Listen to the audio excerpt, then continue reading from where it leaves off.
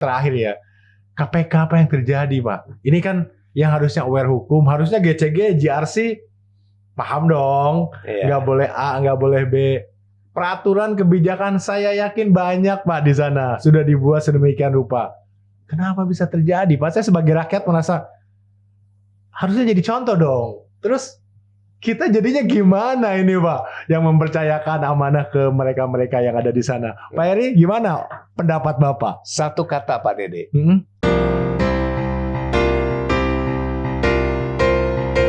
The Founder. Selamat datang di The Founders.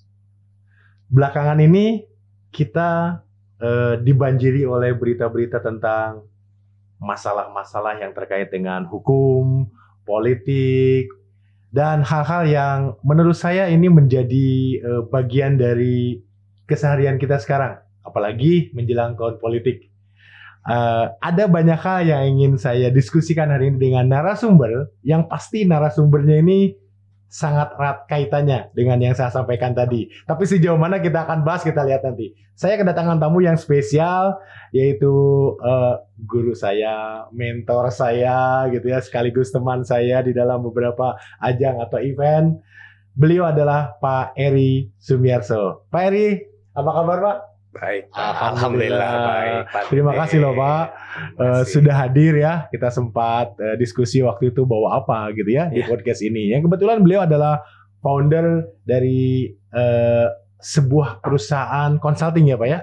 Yaitu apa perusahaannya Pak? Sinergi Daya Prima. Sinergi Daya Prima. Ya. Nanti kita bongkar sedikit lagi Sinergi Daya Prima itu apa, dan Pak Eri kira-kira ekspertisnya di mana. Oke, baik. Pak Eri, saya akan mulai dengan sebuah berita. Nah, ini tolong masuk ke web kita yang sudah disiapkan. Nah, ini agak serem nih. Deret Ketua KPK yang pernah terjerat kasus hukum. Coba ke bawah scroll. Nah, ini berita dari CNN ya. Ke bawah. Jadi ada 3 ketua atau 3 periode ketua KPK yang memiliki masalah dengan hukum. Menurut berita ini, dan yang terakhir adalah seperti kita ketahui itu sudah ada di media manapun, yaitu ketua KPK menjadi tersangka dari sebuah kasus dalam tanda kutip, atau saya nggak tahu nih, saya bukan ahli hukum, tapi pemerasan dalam konteks korupsi. Tapi jangan dijawab dulu, gitu ya.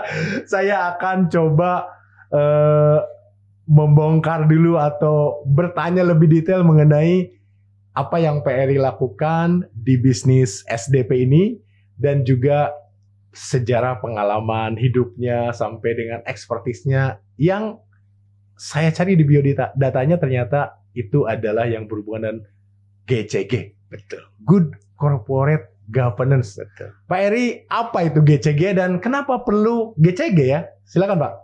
Baik, makasih Pak Dede. Jadi memang kalau ditanya kenapa kok saya senang akhirnya masuk berkecimpung di tata kelola ya. Tata kelola bukan hanya masalah tata kelola daripada perusahaan.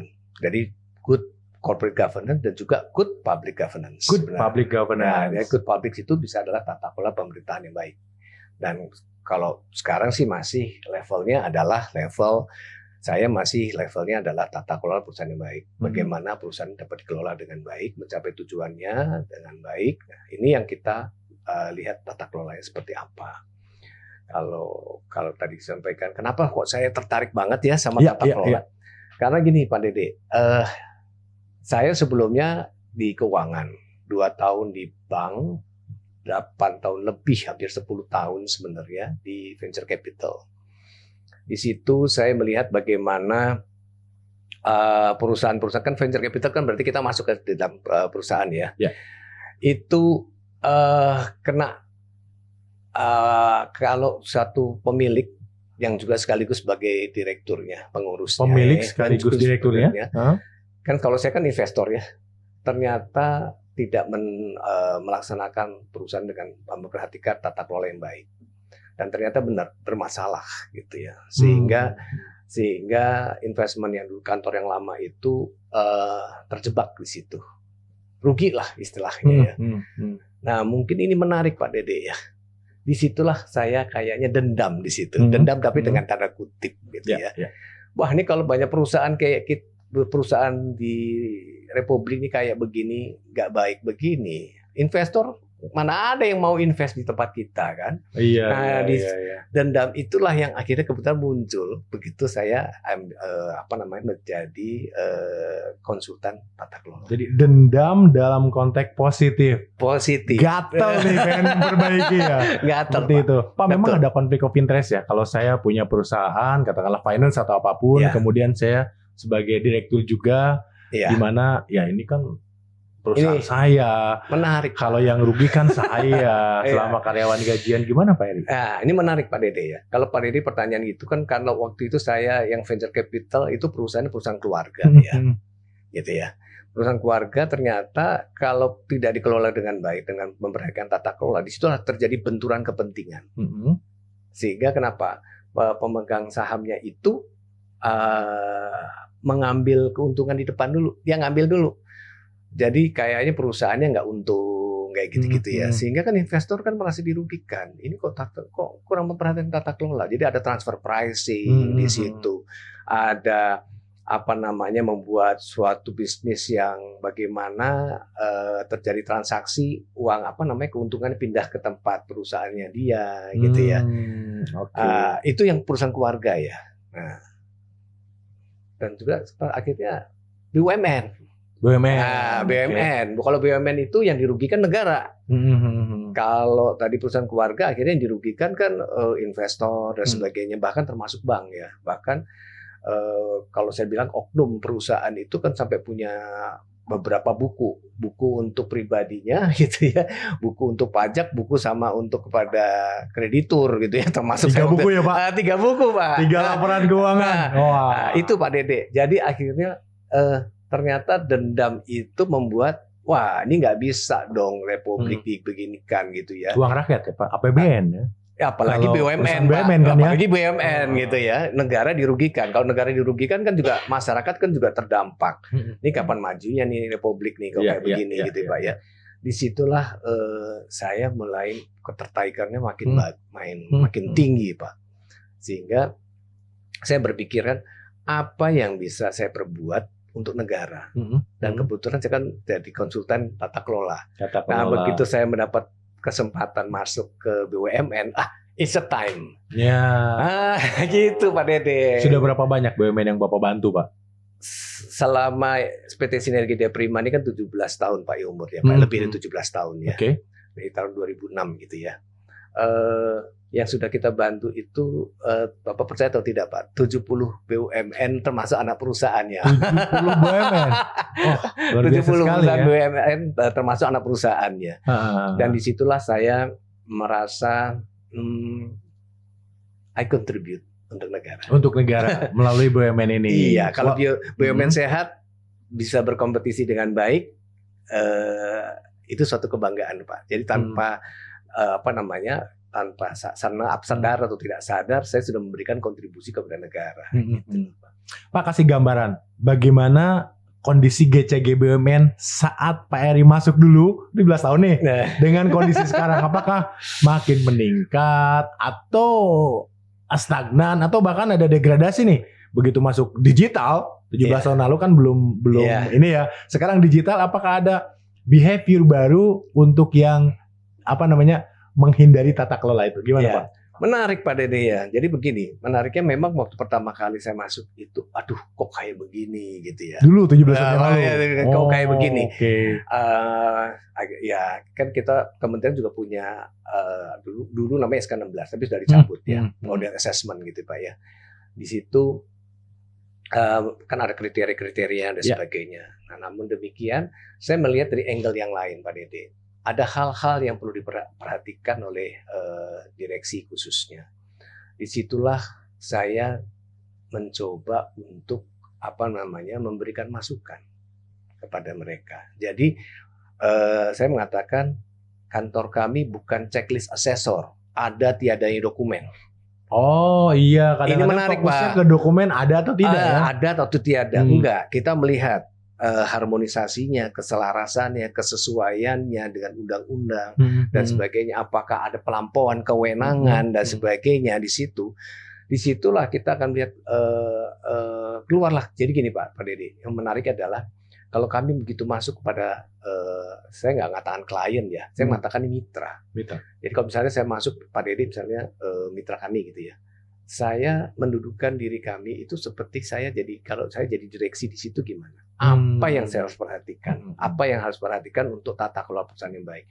Sehingga Pak Dede ini kalau sudah selesai purna tugas gitu ya, purna tugas sebagai direksi khususnya. Sekarang bukan direksi kan pengurus perusahaan ya. Bapak tuh aman, nyaman, tentram dan punya legacy yang baik. Oh, jadi bukan hanya pada saat dia bertugas supaya aman ya, tapi juga setelahnya purna tugas itu menjadi perhatian yang penting ya? Menjadi perhatian Pak. Bapak bisa melihat ya, beberapa case-case itu kan bayangkan Pak, sudah 5-10 tahun setelah purna tugas dipanggil sama tim penyidik, apakah itu kejaksaan, Bareskrim, KPK gitu kan Pak ya. Dan setelah selesai itu pakai rompi gitu kan Pak ya. Sedih Pak sebenarnya. Jadi ada hal-hal yang memang pengalaman saya mengatakan kalau kurang memperhatikan tata kelola ya disitulah kenanya. Tapi kalau kita sudah memperhatikan tata kelola, kita meminimalisasi. Mohon maaf Pak Dede, nggak ada yang kita meniadakan gitu Pak. Ya, jadi kata kita juga boleh kita harus jadi orang normal lah Pak ya. Nggak mungkin ada gitu ya. Andaikan ada tidak banyak dan tidak besar. Kita gitu cuma bisa meminimalisasi. Oke, itu juga sebenarnya yang ingin saya tanya ke Pak Heri Pak. Bapak bantu 17 tahun tapi masih ada loh Pak BUMN yang terjerat, terpleset dan sebagainya gitu. Ini menarik Pak, karena selama 17 tahun itu kan juga Bapak kan ada terjadi pergantian direksi ya Pak ya. Nah yang saya perhatikan begini, semua itu diawali dengan komitmen Pak. Komitmen dari 3 Pak, itulah tata kelola. Pemegang sahamnya, dewan komisaris atau dewan pengawasnya, serta direksinya. Karena yang mengurus adalah direksi. Nah ini yang dia paling berat nih sebenarnya.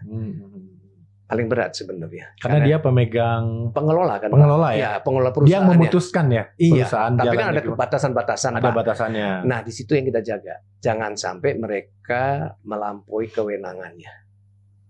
Nah itu makanya kan pentingnya kalau di undang-undang PT kita kan jelas bahwa Dewan Komisaris itu kan melakukan pengawasan dan penasihatan. Itu berlaku umum ke semua PT ya? Iya Pak, itu undang-undang PT Pak. Dan itu harusnya Dewan Komisaris itu benar-benar mengawasi dengan baik supaya tidak ada pelampauan kewenangan. Di situ makanya saya melihat bahwa komitmen daripada direksi ya khususnya itu penting sekali. Nah ini ada cerita lucu Pak Dede ini. Cerita lucunya begini. Karena saya memberanikan diri, saya konsultan yang agak aneh Pak. Aneh gimana Pak Heri? Saya lihat baik-baik aja. Most wanted GCG consultant. Aneh gimana Pak Heri? Ada yang aneh Pak. Jadi saya kurang pandai mengangkat-ngangkat dan sebagainya. Jadi saya hanya mengatakan straightforward apa yang saya lihat saya sampaikan.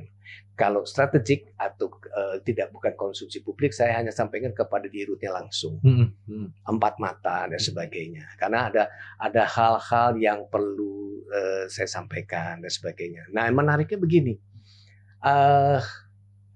ada A, ada B, gitu ya. A-nya begini. Begitu disampaikan critical issues ada yang nggak senang Pak. Iya. Besok saya nggak dipanggil lagi. Gitu. Apalagi saya sedang memimpin misalkan ya, ada critical issue yang nggak senang loh Pak. Begini Pak Dede, kalau orang yang ingin improve biasanya senang dikritik ya Pak. Itu pengalaman. Jadi gini Pak, pengalaman hidup saya adalah kalau disanjung, Bapak hati-hati. Someday Bapak jatuh dan sakit ya. Tapi lebih bagus kita dikritik sehingga kita akan semakin jadi besar. Semakin besar, semakin fondasi kita semakin kuat. Jadi kena hembusan angin dan sebagainya kita kuat. Karena sebenarnya kalau dengan memperhatikan tata kelola itu ya Pak, fondasinya kita kuatkan semuanya Pak. Sehingga direksi itu fokus sebagai seorang direksi itu kan dia harus visioner ya Pak. Untuk mencapai tujuannya dia visioner, lalu dia harus memikirkan strategi-strategi. Itu Pak hidupnya Pak. Nah strategi itu harus memperhatikan tata kelola yang baik supaya jangan melampaui kewenangan. Gitu loh Pak. Kalau Pak Eri nih, atau saat Pak Eri membantu perusahaan BUMN atau perusahaan swasta ya, atau mungkin instansi pemerintah, apa sebetulnya yang dibantu selain tadi? Kan bukan hanya checklist. Kalau mau lolos audit kan checklistnya ada enggak dan sebagainya, itu kan boleh dibilang tidak harus ke Pak Eri dong. Ini kan kita mau yang lebih besar lagi. Apa tepatnya Pak? Gini Pak, tepatnya begini. Kebetulan lebih dari 90% mitra kami itu adalah BUMN dan anak perusahaan BUMN. Mereka itu kan sebagai plat merah. Saya mengatakan plat merah ya Pak. Jadi lucu ya Pak Dede ya. Saya membagi 3 Pak. Plat merah itu punya negara lah, istilahnya BUMN dan anak perusahaan BUMN. Plat kuning itu saya analogkan sebagai perusahaan TBK. Oh TBK plat kuning. Ya, plat hitam itu, kalau dulu hitam ya Pak, sekarang putih ya. Ini sih plat lama ya Pak, plat yang lama ya Pak. Jadi plat hitam itu adalah yang tadi sampaikan milik keluarga atau teman gitu Pak ya. Nah, karena saya itu, kantor saya itu adalah sebagian besar adalah milik negara, itu berarti kan BUMN nih Pak, dan aturan BUMN. Mereka punya aturan-aturan ya Pak. Bukan hanya memperhatikan undang-undang PT saja, undang-undang BUMN, dan kalau dia TBK dia juga memperhatikan undang-undang pasar modal. Berarti banyak ya aspek yang peraturan menteri BUMN ya Pak ya. Itu kan peraturan besarnya Pak. Saya mengatakan eksternal. Belum ada peraturan teknisnya. Ya, kementerian teknisnya ya Pak ya, SDM dan sebagainya, itu perhubungan dan sebagainya. Ya, sesuai dengan industri ya. Ya, sesuai dengan industrinya. Dan juga dia mempunyai peraturan dia sendiri kan Pak. Kebijakan-kebijakan sendiri, yaitu anggaran dasar. Gitu kan Pak. Dibuat untuk PT itu aja. Dan juga gitu, bikin aturan-aturan kebijakan-kebijakan perusahaan sendiri. Nah, Bapak bisa bayangkan Pak, asesor, saya kan juga ya asesor juga ya istilahnya, tapi sebagai penanggung jawab itu harus mempelajari itu Pak, dari eksternal, dari undang-undang, peraturan dan sebagainya harus tahu Pak. Dan juga harus tahu peraturan internalnya. Nah, kadang-kadang mungkin karena kesibukan itu antara yang internal dengan eksternal itu kadang-kadang nggak selaras. Gitu. Dan di antara aturan internal sendiri juga kurang selaras, kurang harmonis gitu ya, kesesuaian. Mungkin kenapa? Ya saya suka mengatakan gini kepada mitra-mitra kami, kalau membuat aturan dibuat dulu gambarnya, lalu kayak seperti bikin puzzle tuh Pak, dibikin polanya, lalu nah nanti kan ini direktorat direktorat ini gitu kan Pak, supaya jelas. Oh jadi Bapak lebih paham lah, kan Bapak jadi kan ahli tidak IT dibuat gitu. langsung draft kebijakannya ya. Jangan silo-silo Pak Dede. Silo atau template. Nah, itu bahaya sekali. Sehingga kalau begitu digabungkan itu kayak gambar mosaik, saya bilang. Nanti ada yang bundar, ada yang ini. Jadi akhirnya kalau dipasang itu nggak pas. Suka tumpang tindih, ada yang kosong dan sebagainya. Itu yang saya kritisi. Jadi saya tahu Pak Dede kan ahli IT nih. Harus memang digambar dulu. Lalu dibuat petakan dipetakan. Kalau dilepas dikembalikan lagi itu jadi gambarnya tetap. Pak, tapi kan itu jadi membuat perusahaan ribet, apalagi mungkin bukan perusahaan TBK atau BUMN ya. Misalkan lah perusahaan swasta. Ribet nggak sih Pak? Ini terlalu banyak kebijakan, harus regulasi A, regulasi B. Kita harus comply. Tapi jadinya nggak juga membuat perusahaan menjadi enggak. Ada remnya nggak sih? Ini nggak boleh enggak. Ini pertanyaan menarik Pak, karena memang awalnya semacam DCG itu kayak seperti rem. Padahal enggak. Kita mendukung Pak, mensupport gitu loh. Nah, itu yang kita perhatikan. Tapi rambu-rambunya jadi terlalu banyak Pak. Apa dengan rambu-rambu itu kita jadi aman? Gimana? Jadi gini Pak. Dengan adanya yang tadi saya bilang tadi kebijakan, batasan-batasan, threshold. Jadi Bapak harus bikin kebijakan misalnya kayak ruangan di sini gitu misalnya gitu ya. Mau ruangannya 3x4, 4x6, 6x6 itu kan tergantung skopnya, memperhatikan resikonya dan sebagainya. Jadi kalau orang itu mau duduk, mau berdiri, mau lari-lari tetap di dalam ruangan itu.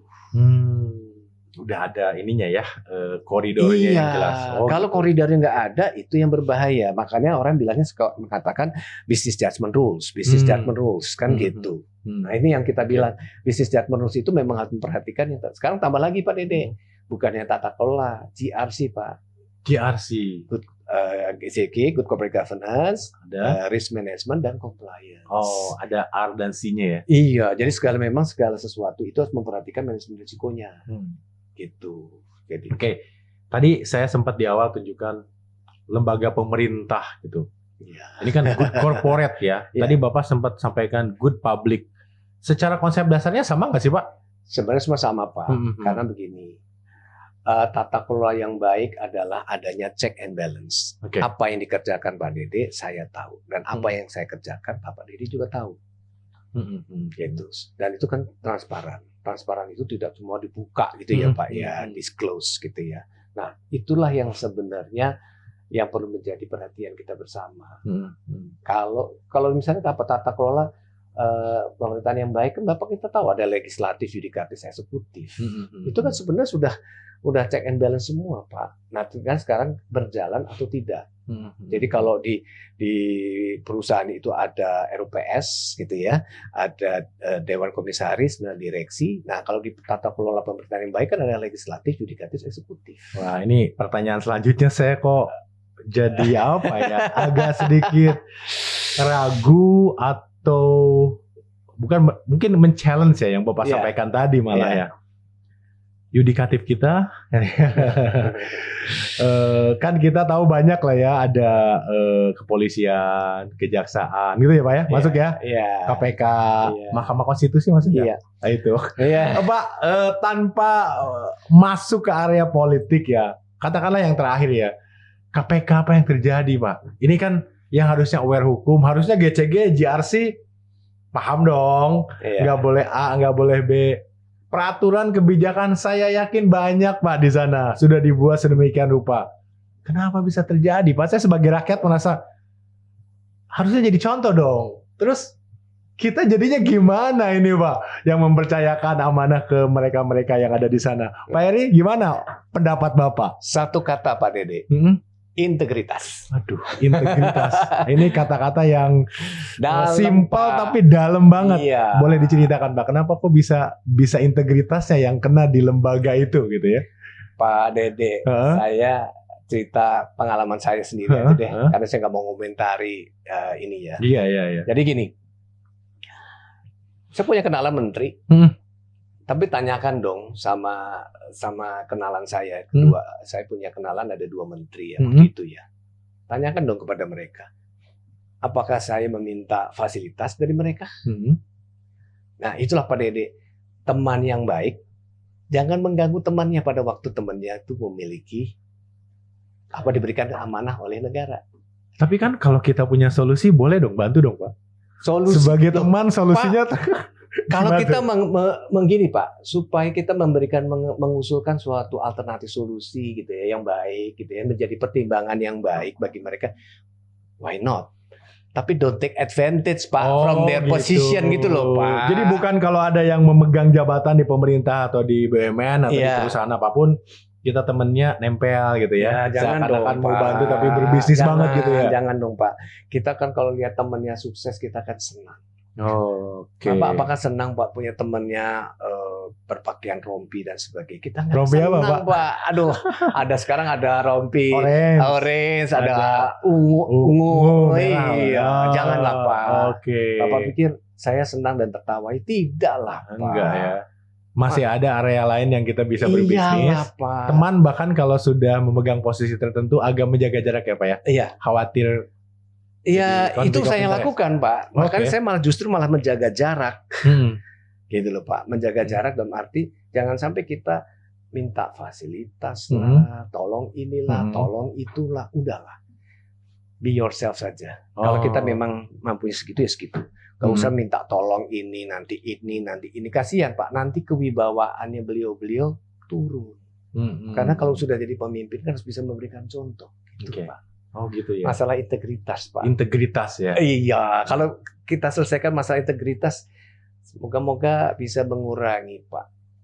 Just one word Pak, integrity Pak. Integrity. Iya. Jadi bukan berarti kita menjauhi itu ingin dia gagal ya. Justru sebaliknya ya. Menjauhi dari kepentingan Kita. Kalau iya. bisnis sebagai bisnis. Kalau bisnis ya udah jangan berhubungan dengan dia lah, nggak usah berurusan lah. Jadi kita berteman iya. Masa silaturahmi Pak? Enggak. Tapi kita begini Pak, kalau orang tahu kita dekat itu kan berarti kita dipantau Pak. Kasihan mereka. Iya, Dan dia iya. juga sibuk Pak. Udahlah mikirlah negara. Sudah. Silahkan pikirin negara saja lah. Sebagai teman tetap ya Pak ya. Sebagai teman tetap. Boleh nggak ketemu di lapangan bulu tangkis atau lapangan golf? Wah, kalau kepentingannya begitu, kalau ada kepentingan repot tuh Pak. Oh gitu ya. Iya, kalau nggak ada kepentingan ya nggak apa-apa lah Pak. Kalau reuni nggak apa-apa. Kalau reuni gitu nggak ya. apa-apa. Tapi kalau sedang dalam proses kita pitching atau bidding atau ikut Ini ada tender. cerita lucu Pak. Apa? Gimana Pak? Jadi kalau teman saya gitu, Heeh. begitu dia jadi menteri, kan kalau teman kita kan, ya gitu Iya, kan, iya, iya. apa rangkulan gitu-gitu Iya. kan. Awas jangan rangkul. Oh gitu ya. Udah kasih warning Kenapa? ya. Udah kasih warning Pak. Kenapa? Kita itu juga kadang-kadang kan suka di framing ya Pak. Akhirnya fitnah Pak yang timbul. Oh gitu. Jadi kan kedekatan kan sama menteri gitu kan. Kalau apa rangkul gitu kan, itu kan Hmm. seperti dekat gitu kan Pak. Mhm. Ya kita juga tahu diri Pak. Begitu temannya ya di depan forum begitu, baik Ya. Pak, mari Mhm. Pak. Ya Tetap udah. menghormati jabatannya Iya ya. Pak. Walaupun kita teman Iya teman tetap teman. pukul-pukulan gitu ya, colek-colekan gitu ya, Tapi rangkul-rangkulan. kita jangan Oke. Pak foto di sebagai kita coba hindari karena Hmm. apa? Itu namanya fitnah Pak. Mhm. Ya, jadi kalau ketemu teman kita ini iya, makanya tadi saya sampaikan Pak Dede, itulah konsistensi saya. Begitu Pak Dede bisa jadi pejabat dan sebagainya, ya kita berteman. Mhm. Tapi istilahnya kalau bisa sih menghindari hubungan bisnis ya Pak. Ada hubungan ya, ada sesuatu kepentingan, bukan hanya bisnis saja. Ya apapun lah ya Kepentingan, di apa sana. yang ada kepentingan. Nah itu yang kalau kita perlu kita hindari. Entah anak kita minta dimasukkan di perusahaannya atau apa, juga sama itu kepentingan ya. Daripada itu Pak, Oh. biarlah gitu. Oke. Biarlah kita, makanya saya bilang tadi, biarlah kita besar karena kita, usaha kita. Mhm. Makanya kemarin waktu itu saya konsultan itu kan juga nama Pak, Bawa nama. bawa nama. Mhm. Jadi kita juga harus membawa nama dan kebaikan.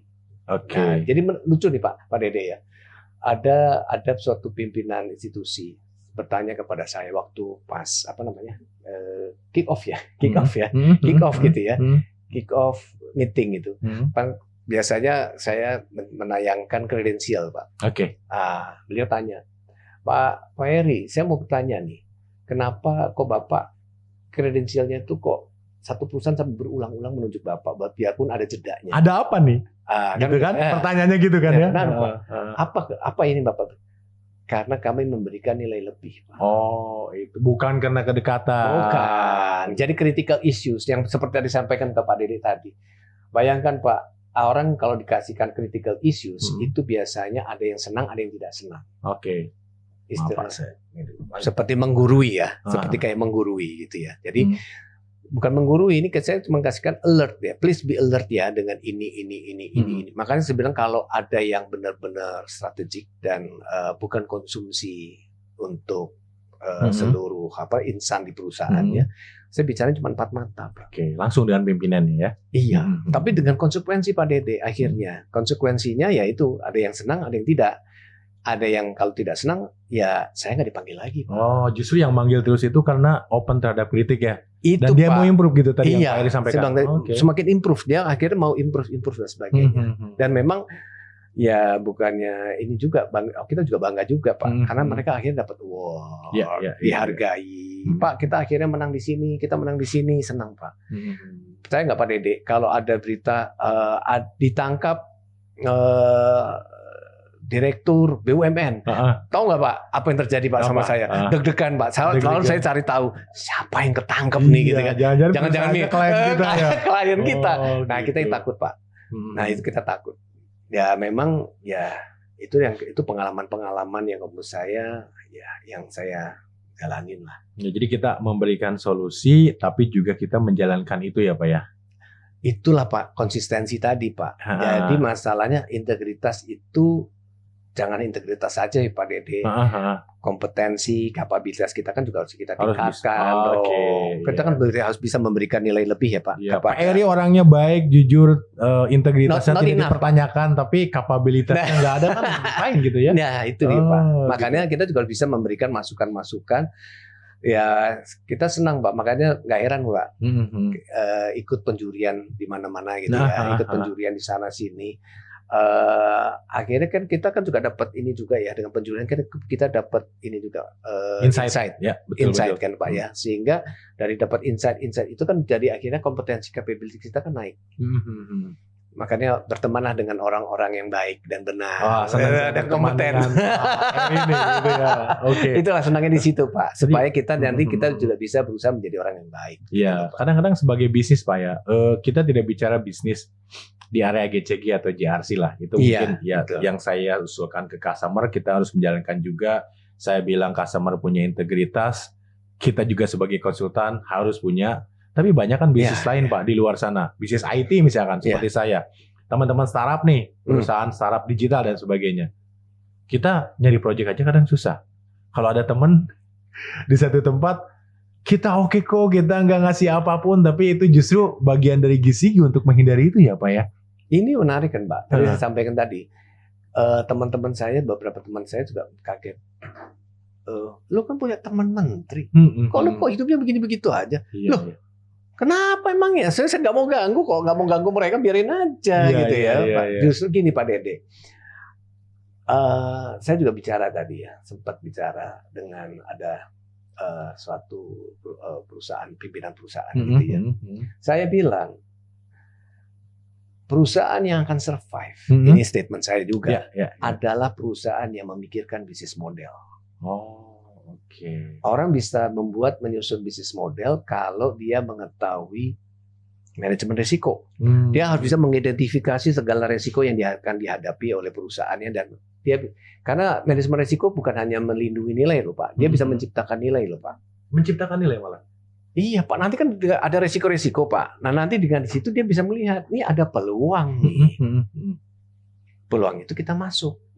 Oke, seperti itu ya. Itu Pak. Nah maksudnya tadi dengan adanya bisnis model, akhirnya dibuatlah bisnis proses. Setiap bisnis proses ada manajemen risikonya dong Pak, ada mitigasinya. Iya, iya. Nah sekarang itu Pak, bisnis model ini menjadi yang harus menjadi perhatian kita bersama. Oke, oke. Karena life cycle-nya pendek Pak. Semakin pendek, bukan pendek. Semakin pendek ya? Iya. Saya bicara begini karena saya mantan venture capital hampir 10 tahun Pak Dede. Di venture capital. Jadi saya harus punya bisnis feeling Pak. Jadi contohnya begini Pak Dede. Ini menarik ya Pak. Pengalaman hampir 10 tahun tersebut, kalau ada orang yang bicara, kamu bisnis apa? Saya tanya, oh bisnisnya begini, begini, begini. Kamu lihat ini nggak? Kamu lihat ini nggak? Kamu lihat ini nggak? Kamu lihat ini. Karena saya pengen Bapak tuh sukses gitu. Bukan melihat temannya terpuruk gitu, enggak. Saya pengen Bapak tuh sukses. Makanya saya suka men-challenge. Bapak sudah mikir ini enggak? Mikirkan ini enggak? Kalau Bapak bilang ini belum, langsung dalam hati kecil saya mengatakan bisnis Anda enggak akan lama. Oh, bisa terlihat ya dari hal seperti itu. Bisa Pak, saya kasih contoh ya Pak. Boleh. Menarik nih. Kalau udah contoh tuh menarik. Menarik Pak. Jadi bukannya tata kelola aja loh Pak, jika masuk ke bisnis juga. Jadi ada teman saya bikin, biasa kan sekarang marak bikin kafe berjamur Iya. banyak banget. Nah, namanya juga punya teman, datang dong saya. Iya. Makanan minumnya bilang top deh. Top Pak, top, rasanya top. Kalau saya sih lihat di atas standar, mendekati premium lah. Saya nggak katakan premium ya, mendekati premium. Harganya wajar Pak. Saya udah nggak bilang murah lah, wajar gitu ya. Asik nih. Cuman saya lihat sekelilingnya, gitu. Sekelilingnya apa Pak? Tahu nggak Pak? Ayo Pak. Apa tuh? Parkir Pak. Jadi kurang memperhatikan parkir. Parkirnya nggak ada maksudnya? Nggak ada Pak. Jadi Oh. rasanya tuh rasa mendekati premium, harganya wajar. Tapi nggak murah ya Pak. Tapi parkir mobilnya cuma satu. Oke. Parkirnya bisa parkir motor. Saya langsung bilang, kan saya datang sama teman saya yang lain gitu. Nggak lama ini. Wah, kok lo ngedoain? Nah, kamu nggak ngelihat nih Iya. parkiran kayak begini. Target marketnya siapa? Saya bilang gitu. Target marketnya siapa? motor. Kalau motor harganya nggak segini. Di bawah itu. Ya iyalah. Terus ngapain kamu kasih premium? Paling tidak di atas standar Di dong. atas standar. Iya. Apalagi untuk jualan online gitu ya. Iya. Itu kan berarti lebih murah lagi. Udah saingan tuh. Orang nyari kopi Iya. online di mana-mana banyak. Kadang ngerasa nggak begitu penting gitu ya. Yang penting terjangkau. Makanya Diskon kadang gitu ya kalau rasanya yang belanja online. mendekati kopi anu kan gitu. Iya, iya. Padahal iya. kopi keliling. Mhm. Tapi kopi keliling yang dibikin bagus ya, nggak usah disebut namanya lah, nggak usah disebut nama mereknya lah ya. Mhm. Ya dibandingin pedagang keliling persis kayak ojek pangkalan sama ojek online-nya beda, Iya, beda. lah Pak. Iya, iya. Itulah Pak. Itu namanya bisnis model Pak. Bisnis model. Bisnis model. Tapi sekarang bisnis model kita coba kemas memang harus memperhatikan tata kelola. Mhm. Nah jadi menariknya orang yang bikin bisnis model itu adalah strategi ya Pak. Mhm. Nah, kalau strategi itu, kalau nggak memperhatikan tata kelola, itu namanya manuver. Oh gitu. Saya mengatakan itu manuver. Kenapa?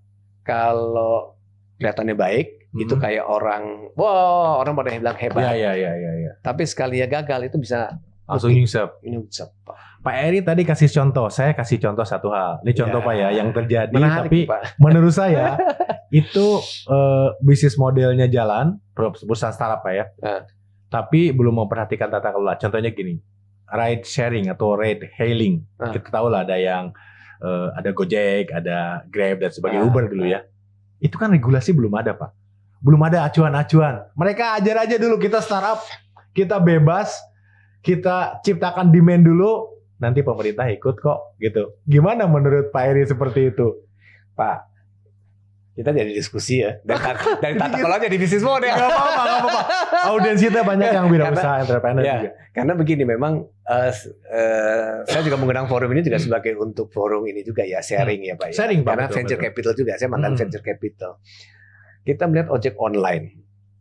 Saya sebenarnya senyum-senyum gitu ya. Kenapa kok senyum-senyum Pak?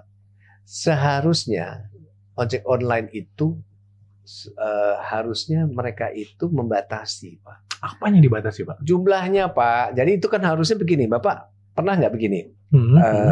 Mungkin saya orang ekonomi juga gitu ya. Kalau nggak kayak unlimited, Bapak mau daftar jadi ojek, mau dia Mudah gitu ya. mudah ya Pak. Mhm. Akhirnya kan over Pak. Sehingga Bapak, saya juga suka pengguna juga, Iya, sambil iya. pengguna sambil bertanya-tanya. Jadi beberapa tahun yang lalu memang menjadi ojek itu penghasilannya cukup tinggi Oh, Pak. luar biasa Pak. Kadang-kadang Karena jumlah Wah, ojek iya. online-nya masih sedikit. Nah sekarang makin banyak. banyak banget. Akhirnya mereka bersaing Pak. Pendapatannya makin turun. Sejahtera nggak Pak? Enggak dong. Bapak bayangkan, sampai kebetulan biasanya kalau saya ketemu mitra atau klien itu kan meeting kan dikasih kue gitu ya. Ya, tanpa malu-malu Pak Dede. Saya bilang, boleh nggak Mbak pulang kuenya? Ya, masukin di tas. Iya. Kan lihat kiri kanan nggak, mitranya nggak lihat, gue naik ojek. Yang biasa juga kan ke MRT gitu kan. Saya suka tanya, udah makan belum Bang? Gitu kan. Belum. Oh, Ke iya. drivernya itu. Iya, udah berapa ini? Iya nih, saya tadi sempat pulang masuk angin. Oh, kenapa? Belum makan. Begitu turun, kasihlah gitu. Jadi nggak usah malu-malu Pak Dede kalau Iya, dijamu bawa aja sama ya. bawa aja Ya, gitu kalau mau ya. semua 10 gitu ya. Kalau perlu ya agak malu-maluin. Enggak, tapi intinya begini Pak. Iya, Ya kita harus ingat ya. Karena begini Pak. Saya pernah mau menitikan air mata Pak. Waktu itu ke mitra kan dapat itu ya kue ya. Kue rapat kan Bapak tahu kan Pak. Tahu. Jelas nggak saya makan Pak. Saya kan jadi narasumbernya. Iya. Ngomong aja kan Pak, mana bisa makan kan Iya, Pak. iya. Mau nggak mau Pak pulang kan. Pas itu naik mobil gitu, ada yang penjajah di pinggiran tuh Pak. Di pinggiran gitu, jualan biasa Pak. Jual apa? Bukan koran, siapa namanya tuh, minuman apa gitu-gitu ya. Iya. Dek, sini. Saya kasih Pak. Yang bikin menitik air mata apa Pak? Apa Pak? Itu kue dia panggil teman-teman yang makan bersama Pak. Makan bersama. Satu kue rame-rame gitu ya. Bapak bisa bayangkan, waduh saya akhirnya berkaca-kaca lagi dia. Saya bisa membayangkan orang kecil mendapat rezeki yang tak terduga. Menurut kita nggak seberapa. Nggak seberapa. Dibagi-bagi sama temannya. Sekarang Bapak bisa bayangkan, ada orang yang tega mengambil yang bukan miliknya, yaitu dengan korupsi. Dengan korupsi. Itu luar biasa ya. Aduh Bapak, itu Yang katanya kan itu uang negara Pak, bukan uang rakyat. Oke, jangan dong Pak. Jangan ya. Beda. Sama aja ya. Hati orang kecil jauh lebih mulia Pak. Masa malulah kita. Iya. Makanya dengan podcast ini saya juga menghimbau, udahlah masyarakat jangan selalu terlalu sangat berhormat sama orang yang punya duit, punya pangkat, ketenaran. Mulai belajarlah menghormati orang dengan ketulusannya. Tulus ya Pak. Tulus. Ketulusannya, kebaikan yang tulus ya Pak, yang ikhlas, yang baiklah orang. Bukan karena embel-embel pejabat gelar dan sebagainya gitu ya. Itulah Pak. Jadi kalau menurut saya kalau saya bilang pengalaman, kalau Bapak tanya misalnya pengalaman hidup saya gimana ya Pak, Bapak bisa bayangkan. Saya punya teman itu rumahnya di daerah elit Pak. Ya Pak ya. Minderkah saya? Enggak Pak, biasa-biasa aja. Rumah saya sederhana. Tapi Bapak tahu nggak Pak Dede yang bikin saya ini kan Pak? Begitu ayah saya meninggal begitu, pada datang Pak. Pejabat-pejabat. Ada pejabat juga yang datang. Ada pejabat juga kan? Coba tahu nih teman Pak Heri itu. Menteri Pak datang ke rumah Pak, padahal rumah sih sederhana gitu ya. Datang Pak, padahal dia tidak mengenal ayah saya. Bahkan teman saya yang rumahnya di elit itu, ibunya juga ikutan datang. Oh gitu. Saya kan jadi bingung. Padahal kenal juga enggak tuh sama ayah saya. Nah disitulah Pak, ternyata masih ada kok orang yang menghormati seseorang itu bukan karena kekayaan, bukan karena pangkat atau ketenaran, enggak tuh. Jadi kalau saya sih mengatakan, udahlah mulai kita sudah membiasakan diri jangan melihat itu, gitu. Karena saya juga pernah melihat sendiri ada pejabat yang pada waktu menjabat, Bapak percaya nggak Pak, itu orang ingin supaya terlihat halal bihalal sampai, waduh, antri panjang gitu Pak. Tapi begitu dia sudah nggak menjabat lagi, sepi Pak, nggak ada yang datang. Open house juga enggak malu kan? Nah, bahkan ada cerita gitu. Juga ada yang pernah menjadi pejabat di suatu institusi, ya boleh katakan BUMN lah gitu ya. Begitu dia nggak jadi, nggak ada yang tegur Pak. Nah di situ saya banyak pelajaran Pak. Nah oleh sebab itu kalau kita berintegritas, kita punya legacy Pak. Oh gitu ya. Kita punya legacy. Bapak orang baik. Iya. Orang yang suka menolong, suka memberikan suatu kebaikan kepada perusahaan dan perusahaan menjadi besar. Insya Allah Bapak akan dikenang sama insan di perusahaan itu sendiri. Jadi integritas itu melekat di kita tidak hanya saat jadi pejabat, tapi kapanpun sebetulnya ya. Setelah purna tugas pun juga Bapak akan dihormati. Akan dihormati. Iya. Tapi kan kita nggak gila hormat ya Pak ya. Tapi istilahnya kita melakukan itu bukan untuk dihormati, tetapi biarlah orang sendiri orang luar yang menilai. Itu Pak. Jadi saya mengatakan begini Pak Dede ya. Kalau kenapa kok bisa alhamdulillah selama 17 tahun perusahaan tetap survive. Jadi ada cerita Pak. Dulu memang saya pikirannya adalah money. Bisnis gitu Pak ya. Begitu saya rubah, enggak, tata kelola itu kayak siar. Kita menyebarkan kebaikan, sehingga teman-teman di kantor juga pada tahu bahwa kalau saya bicara critical issues ada yang senang, ada yang tidak. Konsekuensinya, resikonya saya tidak dipanggil kembali, tetapi kita sudah menyampaikan apa yang kita ketahui untuk perkembangan perusahaan, dan itu kepuasan tersendiri Pak Dede.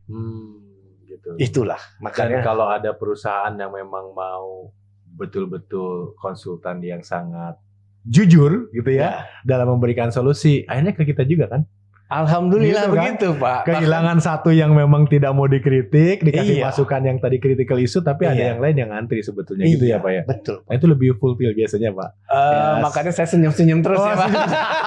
Makanya ini Pak ini luar biasa senyum terus. Karena ternyata menyebar kebaikan adalah suatu hal yang yang menurut saya suatu hal yang menjadi kepuasan sendiri.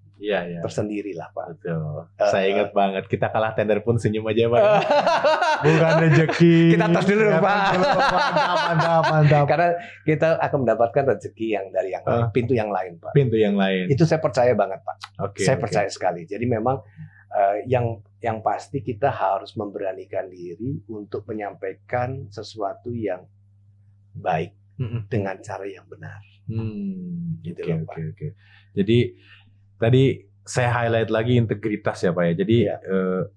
Kadang gini Pak, balik lagi ke pejabat atau pimpinan perusahaan atau pimpinan instansi lembaga. Kadang-kadang kan mereka melalui serangkaian tes juga Pak. Fit and proper test dan lain-lain. Iya. Kan terlihat integritasnya. Jangan-jangan integritas ini kalau kita buat juga bisa lolos ya Pak ya di dalam seleksi-seleksi itu. Atau integritas itu tidak bisa kita buat-buat. Seperti apa sih Pak? Itulah yang pentingnya tata kelola Pak Dede. Jadi kalau kita kebetulan misalnya begini, kebetulan Bapak jadi pimpinan di suatu institusi. Bapak punya integritas yang baik. Memiliki komitmen yang baik. Pesan saya, Bapak tolong buat sistem di perusahaan tersebut dengan baik. Sistem itu tentu saja bisa juga dengan bantuan IT. Ya, dibuat sistem yang baik. Terlihat sekali kewenangan-kewenangannya. Ada pendelegasian kewenangan, sehingga kita juga bisa memonitor jangan sampai melampaui kewenangan dan sebagainya. Itu semua artinya dengan sistem akan sulit orang yang oknum ya Pak, dikatakan oknum untuk berbuat neko-neko yang besar. Kalau saya bilang neko-neko yang besar, karena dia hanya bisa kecil ya Pak. Tangan saya seperti kayak begini ya Pak ya. Tetap aja ada yang lubangnya Pak. Kalau ada air kan pasti ada yang netes juga kan Pak. Tadi meminimalisasi ya Pak ya? Meminimalisasi. Tidak menutup secara tidak mungkin sampai tutup Pak. Oke. Makanya saya bilang kita tutup. Jadi yang besar tadi kita tutup. Ya andai kan ada ya tumpah, tapi kan tetap ada air gitu ya di sini Pak ya. Jadi masih tetap ditahan. Jadi kalau Bapak bilang tadi segala sesuatu harus dibuat sistem Pak. Sistem itulah yang penting. Baik itu sistem di perusahaan maupun di negara. Jadi tata kelola itu dibuat sistemnya sehingga meminimalisasi kebocoran potensinya yang besar-besar terutama gitu kan. Ketika itu masih terjadi, kadang-kadang seperti ini Pak. Saya bantu misalkan customer untuk memperbaiki IT-nya. Tapi IT-nya juga kena hack gitu kan. Itu kan luar Pak. Itu kan ada tidak bisa kita pungkiri bahwa apa yang kita lakukan juga tergantung ke orang-orangnya kan. Ternyata kena hacknya karena apa? Misalkan karena ada orang internal yang pas keluar gitu ya, masih punya akses gitu ya, sepersekian jam atau hari dia karena dendam ke perusahaan gitu ya, bisa lakukan seperti itu gitu ya. Jadi bukan berarti semua yang kita lakukan itu sempurna ya. Karena tidak ada yang sempurna ya. Tadi Pak, kalau dengan tata kelola yang baik, kewenangannya kan jelas, klasifikasi informasinya juga jelas. Ya tadi Bapak juga sama kan, masalah IT-nya kan juga jelas kan, ada firewall-nya dan sebagainya. Itu semua akhirnya mengurangi potensi baik itu pembusukan dari dalam maupun pembusukan dari luar. Jadi sistem itu yang harus baik Pak. Tapi sistem yang baik itu bisa dilakukan atau terjadi kalau ada komitmen. Komitmen hati tidak cukup, plus yang bersangkutan berintegritas. Ya, dan itu pun juga belum cukup. Kompeten dan kapabilitas. Oke, jadi multidimensi ya. Tidak hanya kebijakannya lengkap, malah kalau terlalu lengkap mungkin bertumpuk-tumpuk ya. Itu kenapa kita perlu SDP ya. Untuk melihat apakah ini masuk di bridgingnya oke ya. Kenapa perlu SDP atau lembaga konsultan lainnya yang memang punya integritas juga pasti untuk melihat regulasinya udah terpenuhi atau belum, undang-undangnya, peraturan-peraturannya multidimensi termasuk tadi aturan-aturan ADART internal sehingga itu menjadi sebuah apa disebutnya rambu-rambu atau rem malah ya supaya kalau kita bergerak cepat, kita udah tahu apa yang boleh, apa yang tidak ya Pak ya. Karena saya pernah di satu perusahaan ya, perusahaan, instansi maksud saya. Begitu mereka, Pak, Anda harus mengimplementasikan aplikasi ini. Ini dibutuhkan loh gitu ya untuk memperbaiki kinerja dan layanan ke masyarakat. Tapi apa yang mereka sampaikan ini beberapa tahun yang lalu. Kita belum berani memutuskan Pak, karena belum ada aturan dan payung hukumnya gitu. Jadi kalau belum ada aturan payung hukumnya malah mereka nggak mau jalan. Nanti kalau ada apa-apa gimana gitu? Gimana menurut Pak Eri? Bapak bilang payung hukum. Ya, saya juga kalau dalam forum ini saya juga mengimbau juga. Kita bisnis model sudah bergerak demikian cepat, bahkan life cycle-nya makin pendek. Tetapi undang-undang PT-nya masih lama. Oh, tetap Tahun ya. 2007. Undang-undang pasar modalnya juga masih lama. Undang-undang BUMN-nya juga masih lama gitu ya. Belum diupdate. Andai kan diupdate ya saya mengusulkan ketiga-tiganya barengan saja. Ini kan saling terkait. Oke. Ya. Nanti aturan di bawahnya peraturan OJK dan sebagainya kan bisa pembenahan itu tidak bisa silo Pak, spot. Nanti kayak tadi saya bilang, kayak gambar mosaik. Enggak. Harus kita bikin blueprintnya dulu, jelas dulu gambarnya apa, ini seperti apa, ini seperti apa. Jangan silo Pak. Kalau di perusahaan, saya kira juga sama juga di pemerintahan juga akan harusnya sama. Harusnya sama ya. Iya. Karena kembali lagi, Pak, GCG itu adalah hanya tata kelola saja, Pak, yang saya bilang tadi. Yang penting itu sekarang adalah strategi, yaitu bisnis model. Tapi orang kalau menyusun bisnis model nggak tahu tata kelola, itu saya bilang tadi manuver disebutnya ya. Kalau bisa menukik, wah gini, wah orang tepuk tangan, Pak. Iya. Persis kayak akrobatik kan, Pak. Begitu ada kesalahan ya nukik, jatuh, Pak. Ya langsung habis gitu ya. Habis. Tapi kalau kita bikin sistem yang baik, kita bisa meminimalisasi. Contohnya saya pernah bahas di podcast sebelumnya, Pak. Iya. Perusahaan startup, Bapak kan pernah di venture capital ya. Perusahaan startup, sesuatu yang gampang dijual tanpa harus menjual produk dan jasa kita, monetisasi lah gitu. Itu adalah jumlah subscriber kita, jumlah orang yang daftar, jumlah pengguna kita yang daftar ke aplikasi kita, katakanlah platform. Tapi sekali lagi, ada undang-undang PDP sekarang, pelindungan data pribadi, yang kalau kita mengumpulkan data orang, handle-nya salah, kemudian bocor atau apapun itu, platformnya bisa ditutup atau didenda 2% dari revenue. Itu kan langsung jatuh gitu. Perusahaan belum monetisasi malah rugi gitu ya. Tapi udah didenda gimana ya, ditutup aja aplikasinya. Tadi yang menukik itu ya, Pak ya. Itu saya bilang tadi, karena Bapak kan kalau bisnis model yang memperhatikan tata kelola, pasti memperhatikan undang-undang tadi. Iya, salah satu aspek yang harus diperhatikan. Iya, ya? Jadi itulah karena pengalaman saya sebagai venture capital, kalau ada orang sedang bisnis apa? Oh, sedang bisnis ini gitu. Kayak apa? Tolong dijelaskan. Biasanya saya challenge gitu, Pak. Usaha ini enggak. Saya langsung bilang, enggak menguntungkan ini perusahaan. Lalu saya kan bilang sama pimpinan waktu saya venture capital, not recommended. Oh gitu ya? Ya. Langsung, Pak. I don't want to waste my time, Pak. Nggak mau saya buang-buang waktu dan juga supaya memberikan kesempatan orang berharap terlalu banyak. Iya, karena berharap loh, Pak, dengan venture capital dapat funding suntikan, berharap gitu ya, pasti itu. Kita nggak bisa nutup mata, Pak Dede. Beberapa startup kan ada yang sudah dapat dana juga kan, capital dari kan mati venture juga. Capital mati juga. Yang sedang jalan pun banyak sekarang yang masih merah laporan keuangannya dari sisi profit. Itulah Pak saya bilang tadi, karena bisnis modelnya kan makin pendek ya, Pak. Makin pendek ya, siklusnya itu ya. Iya, Bapak harus inovatif, kreatif, Pak, dan inventif, Pak. Inventif yaitu new business model ya, Pak. New business model. Iya. Kalau enggak Bapak die, Pak. Apalagi yang digital kan, Pak. Semuanya kan cepat. Segala sesuatu itu cepat. Cepat. Maka saya pikir uangnya dari mana? Lalu siapa yang jalanin? Income streamnya dari mana? Kok bakar, istilah orang bilang bakar duit ya. Bakar duit. Iya, kok bakar duit terus? Kapan ininya? Oh kita ininya, Pak. Nah begitu Bapak tadi bilang kalau data pribadi dan sebagainya, panik. Dan membuat perimeter security-nya juga mahal gitu ya. Itulah kita hosting asal aja, tapi membuat itu secure jadi tidak murah ya, Pak ya. Jadi sebenarnya gini, Pak, kebetulan saya juga orang keuangan juga. Kita kan harus pikirkan red ocean, blue ocean. Kita harus lihat, Pak, trennya, Pak. Tadi pagi saya juga barusan gitu. Orang sampai kaget, terkesima gitu kan, Pak. Kenapa? Pak, mohon maaf dari jawaban-jawabannya Bapak. Begitu gross profit atau HPP-nya, harga pokok penjualannya itu makin membesar. Ya. Itu artinya bisnisnya sudah masuk red ocean, Pak. Red ocean, perang harga, senggol-senggolan. Nah, terus itu udah margin makin menipis, Pak. Nah, itu udah satu tanda. Tanda yang kedua adalah masalah piutang. Bagaimana piutang Bapak yang tak tertagih makin meningkat atau tidak?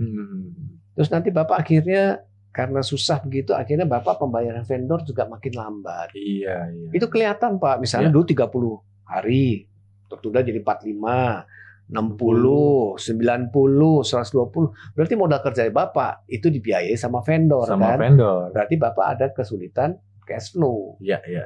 Saya bilang, Bapak hati-hati. Bapak sudah masuk Red Ocean, harus loncat ke Blue Ocean. Nah, kan loncat-loncat nggak sembarangan loncat, Pak. Makanya itu pentingnya tata kelola. Iya. Atau sekarang bilangnya GRC kan, Governance, Risk and Compliance. Bapak lihat tuh semuanya, resiko seperti apa, aturannya bagaimana. Nah, kadang-kadang kan dari aturan itu Bapak bisa mendapatkan suatu peluang. Oh, gitu. Jadi tadi resiko itu memang harus kita mitigasi, tapi di balik resiko kadang-kadang ada peluang ya. Peluang. Pak. Siapa tahu yang saya dapatkan nih, belajar dari Pak Heri nih. Begitu semuanya melihat itu resiko, kadang-kadang orang tidak masuk ke sana ya. Tapi itu menjadi peluang, Pak. Jadi peluang bagi kita ya. Yang ngasih solusi yang tepat untuk memitigasi atau sambil menghindari resiko, ternyata oh ini ceruk baru nih gitu ya. Betul nggak seperti itu? Betul, Pak. Jadi pintar kalau ketemu Pak Heri ini. Luar biasa sekali Pak Heri. Itu makanya di situ makanya saya bilang tadi terima kasih Pak Dede kasih kesempatan begini karena saya juga ingin menyampaikan juga kepada viewer ya, Pak. Viewer ya Pak ya berarti ya. Cobalah mulai belajar untuk memperhatikan bisnis model, strategi-strategi, tapi jangan lupa harus memperhatikan GRC-nya, tata kelola dan manajemen risiko serta compliance. Compliance ya. Iya. Oke. Kalau dengan begitu, Bapak itu insya Allah enak di dalam berusaha, sehingga insya Allah seperti kami itu ya bisa survive sampai 17 tahun ya Pak. Saya baru sadar, oh ya perusahaan konsultan 17 tahun itu bukan waktu yang sebentar, itu adalah waktu yang lama dan bisa survive itu adalah syukur alhamdulillah. Iya. Karena saya bermain dengan yang tadi kita masuk ke Blue Ocean, kita cari peluang-peluang yang kita menyatakan, tapi semua didasari dengan niat baik, Pak. Jadi klien tuh tahu, Pak, mitra tuh tahu bahwa saya berbicara memang agak pedas. Jadi saya bilang saya seperti sambal, tapi nggak bikin murus, nggak bikin sakit perut. Jadi pengen nyobain terus. Iya. Jadi orang sampai keringetan gitu Pak, pedes. Tapi yang penting nggak sakit perut, gitu loh Pak. Kalau sakit perut berbahaya kan Pak. Berbahaya. Kalau sakit perut dia nggak mungkin balik lagi. Oh, gitu. Tapi kalau dia pedas, kapok Pak. Jadi kalau seguyonannya orang kalau makan pedas pasti minum kan Pak. Iya. Nah, Bapak naikin harga minumannya aja. Gitu ya. Itu justru ya. Nah, makanya Bapak bilang kan ada cerita lucu Pak, bisnis modelnya Pak. Dia bikin food court. Tapi yang jualan minum adalah yang menyewakan. Iya. Betul. Kenapa? Orang kalau makan pasti minum. Iya. Kadang minuman lebih mahal harganya dari makanannya. Oh, dari sana. Dia pinter Pak. Silakan buka. Jadi artinya ini bisnis model Pak. Jadi dia punya tempat strategik gitu ya. Tempat nongkrong anak muda, parkirannya cukup besar, food court, harga ininya murah gitu ya. Yang pasti tapi Bapak kebersihan, kehalalan, masalah kuliner memang enak dan sebagainya. Kita tes semuanya Pak. Udah Bapak masuk, Bapak bikin acara apa saja supaya menarik. Tapi jualan minumannya Bapak. Nah, itu penting itu. Harus minum ya. Iya. Dan dilarang bawa makanan dan minuman dari luar. Iya. Itu betul. Pak. Jadi mungkin itu yang mungkin saya pikir adalah itu namanya bisnis model. Bagaimana kita bisa menciptakan ini kan win-win solution Pak. Karena penjual makanan mendapatkan sewa tempat yang murah kan. Betul. Iya. Dan audiensnya kan juga pelanggannya itu kan customer-nya kan juga bisa mendapatkan kuliner yang enak, halal gitu kan Pak. Itu enaknya pasti bersih.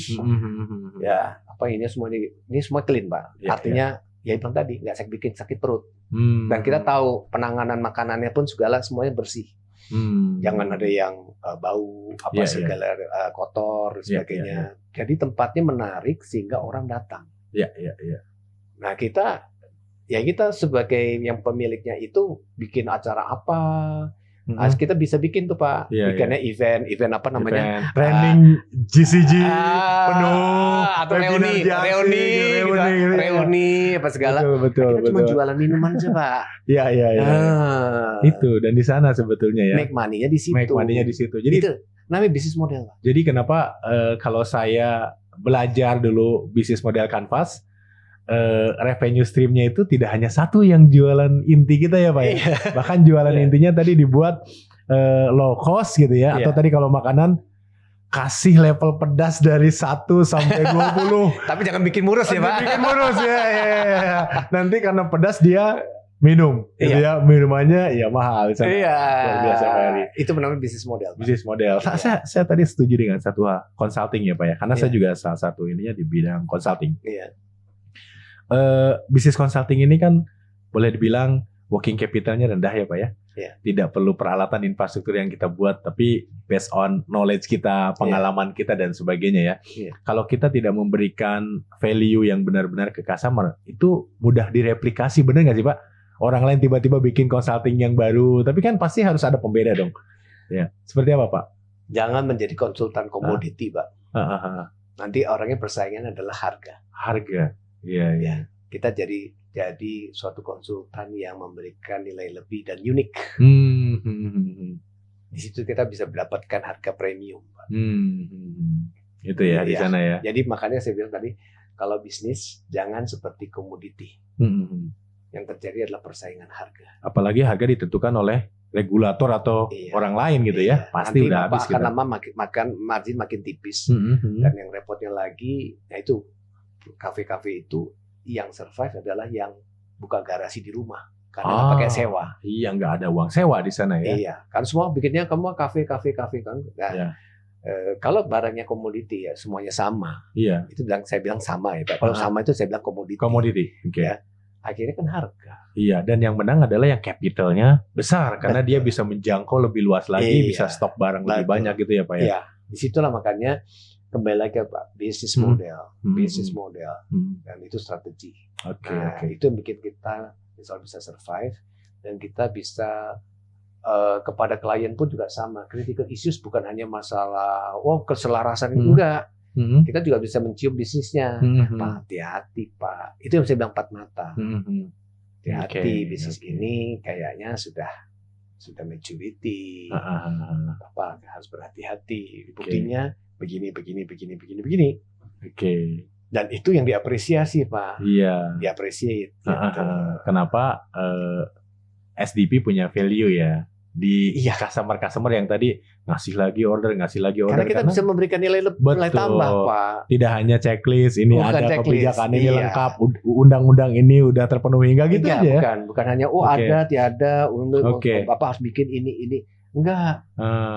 Kita memberikan arahan. Bapak tahu nggak ada risiko Pak. Kayak begini ini kan artinya ada tumpang tindih kewenangan atau kelebihan. Orang dikasih tahu senang Pak. Kenapa? Berarti dia telah dihindari potensi temuan. Penyidik ya bahwa dia sebenarnya perbaiki dulu aturannya, ada yang salah, perbaiki dulu, gitu. Menarik Pak, menarik. Biasa sekali Pak. Saya keuntungannya gini karena 2 tahun di bank, 10 tahun di venture capital. Kan bisnis kan akhirnya Pak. 17 tahunan lebih di GCG kan Pak. Di GCG. Nah, saya mengkombinasikan itu. 17 tahun di GCG di bawah naungan SDP ya. Sinergi Daya Prima. 17 tahun ini kan kalau anak itu sudah mulai pacaran ya.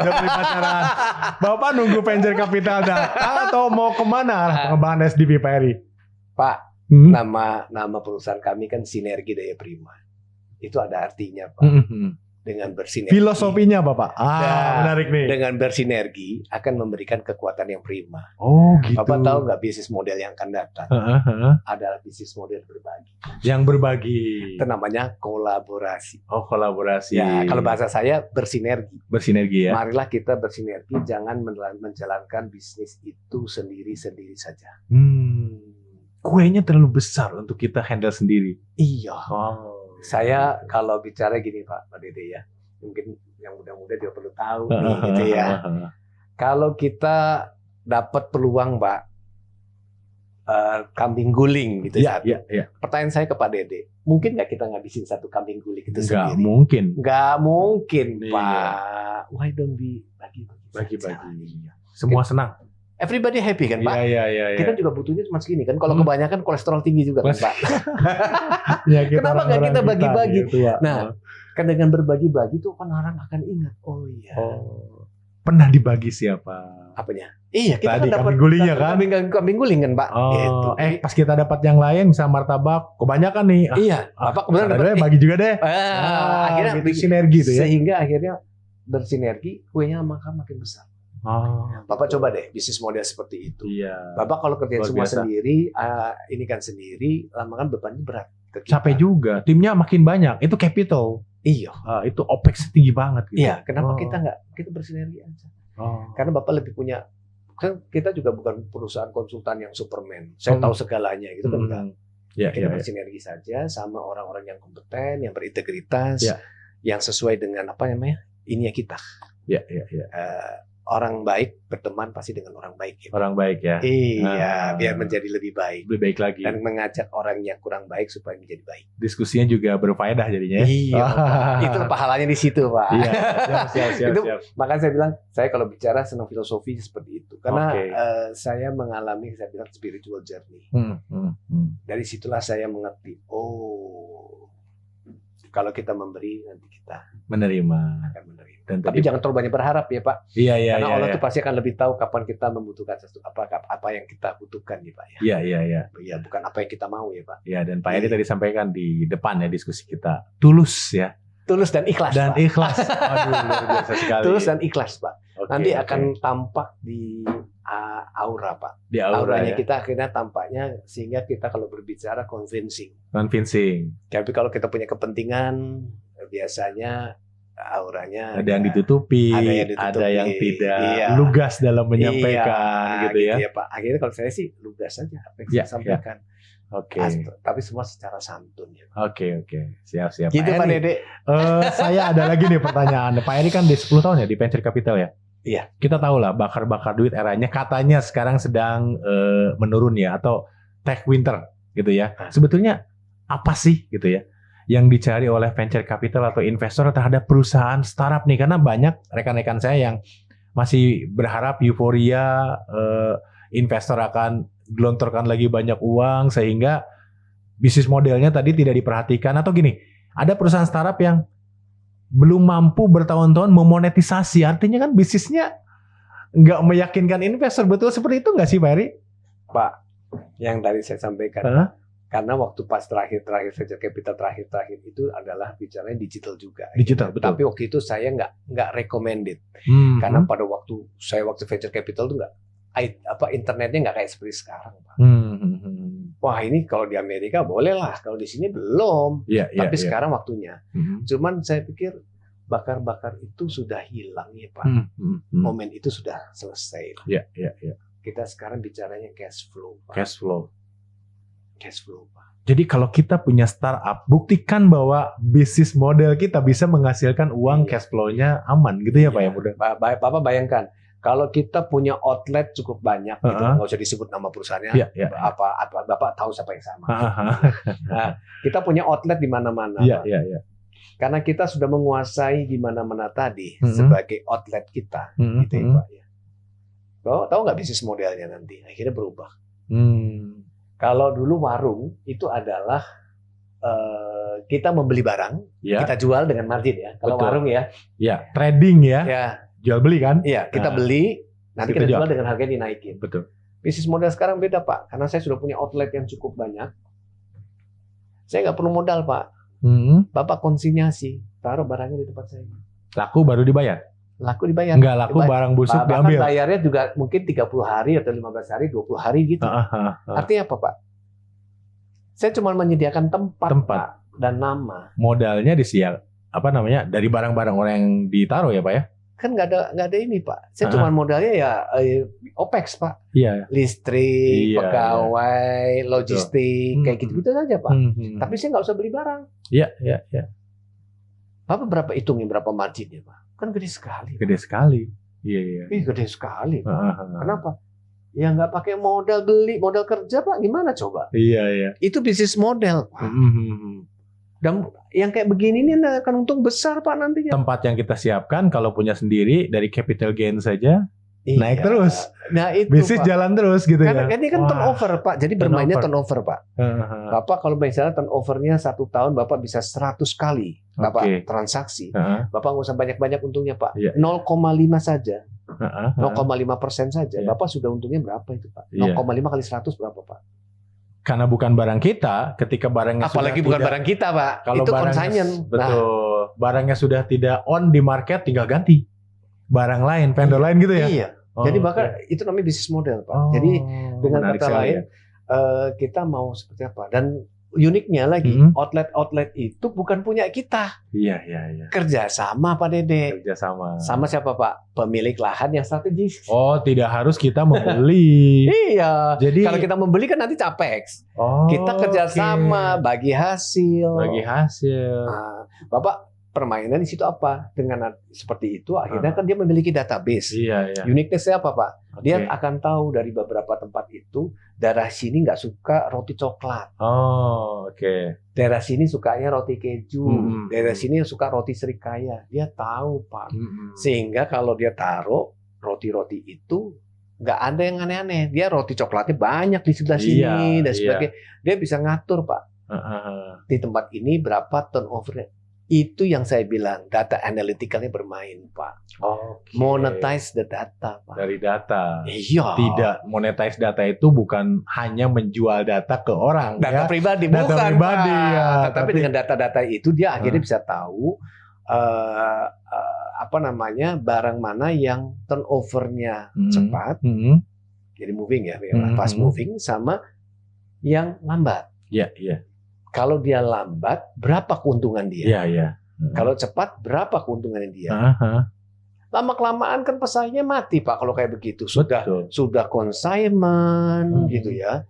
Terus dia juga bisa melihat turnovernya, Betul. gitu kan Pak. Mm-mm. Misalnya sabun, Mm-mm. ada sabun wangi mawar, yang satu melati, misalnya Hmm. kayak gitu-gitu kan Pak ya. Iya. Dia tahu Pak daerah ini sukanya apa, ini sukanya apa, mereknya saja tahu. Iya.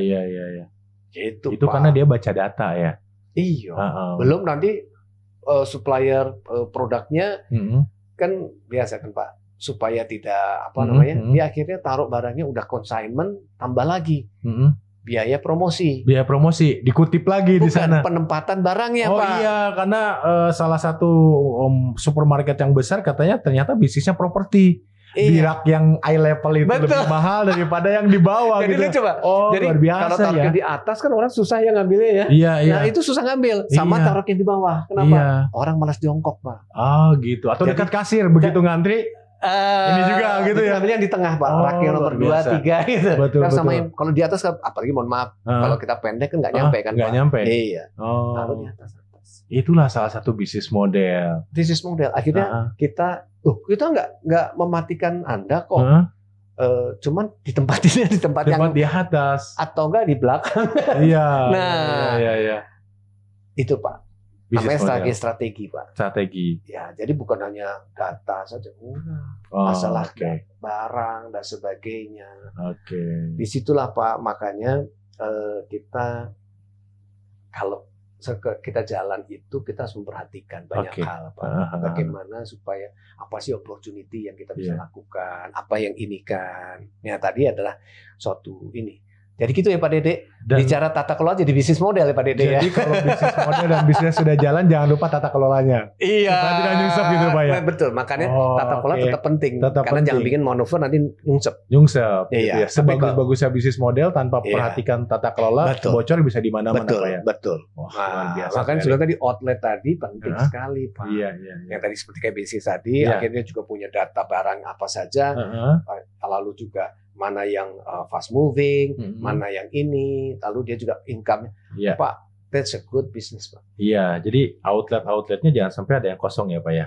Iya. Harus terisi terus ya, karena Iya. itu kan investasi kita. Pak, Iya. ngomong-ngomong outlet di KPK kosong satu Pak. Ah, Berminat nggak Pak? Orang GCG masuk jadi Aduh. pimpinan KPK, Ah. usia sudah memenuhi, pengalaman luar biasa. Berikutnya daftar nggak Pak?